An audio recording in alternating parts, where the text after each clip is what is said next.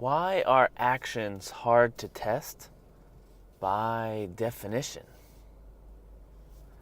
Hi, my name is Eric Normand, and these are my thoughts on functional programming. So I was thinking the other day that people often say that functional code is easier to test, especially when you're talking about pure functions. And I mean, I totally agree. Pure functions are way easier to test than, side effecting code. But I thought because of the new perspective I'm bringing to functional programming, where I've got these three groups, these three domains of things, I thought it would be good to see what that new perspective brings to the discussion. And when I was thinking about it, lo and behold, the definition of actions is is exactly what makes it hard to test. So let's go over the definition. Actions are anything that are bound up in time. And so this is usually talked about in the functional world as effects or side effects. These are things that are not part of the input or the output of a function, the return value. But the way I like to think about it is things that depend on when they are run or how many times they're run. So I have a little mnemonic. I say time or times. The time it is run or the number of times it is run. So if it depends on when it is run, it's hard to test because it's not being run at the time that you want to test it, right? So when you want to test it is before it's time to actually run the thing, right? Or you want to test it even on a different machine. You're testing it on your continuous integration server or on your development machine. So it's definitely not the time that you want to be running that. Just as an example, if you want to test that that your thing is going to send the right email at the right time, that's really hard to do. So you kind of have to fudge time, right? And you don't actually want to send the email to your actual users when you're testing. You want to send it to a fake email address, which is kind of hard to set up. But even harder to set up is we want this thing to go out on the 3rd of the month, and it's not the 3rd of the month today. And so how do you test that on the 3rd of the month it will go out without just waiting for the 3rd of the month, right? You want to test it now. So you have to set it up. You have to fake time. You have to pretend to your software like it's a different day. All right, so that is one part of being an action. So that's what makes it hard to test, is it depends on when it's run.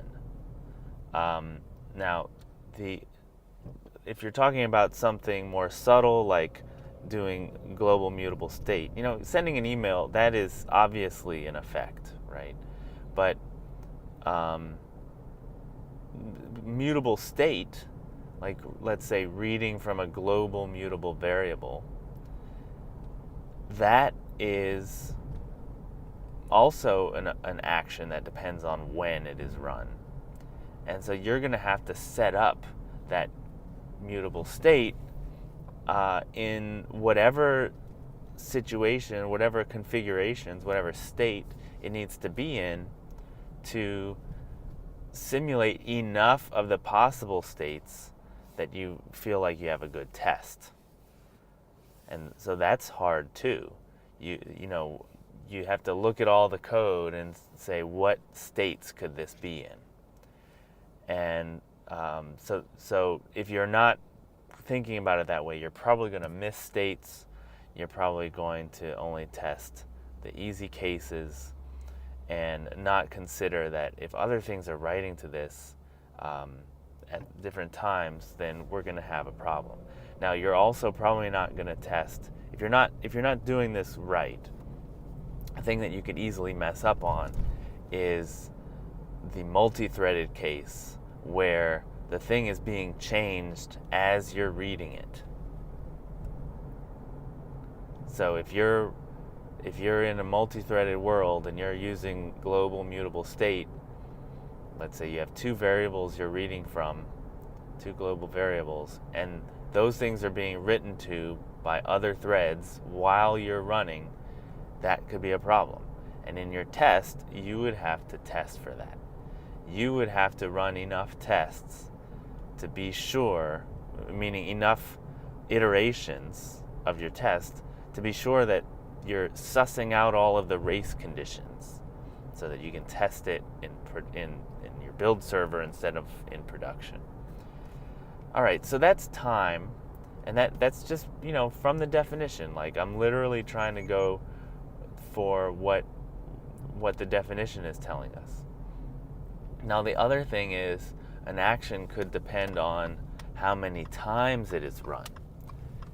Now, when I say that, you should be thinking, wait a second, like, I need to run my stuff a lot to be able to test it, right? I need to be able to run this for different test cases, and I need to be able to run it on my development machine as many times as I want. Like, every time I make a change in the code, I want to rerun my tests.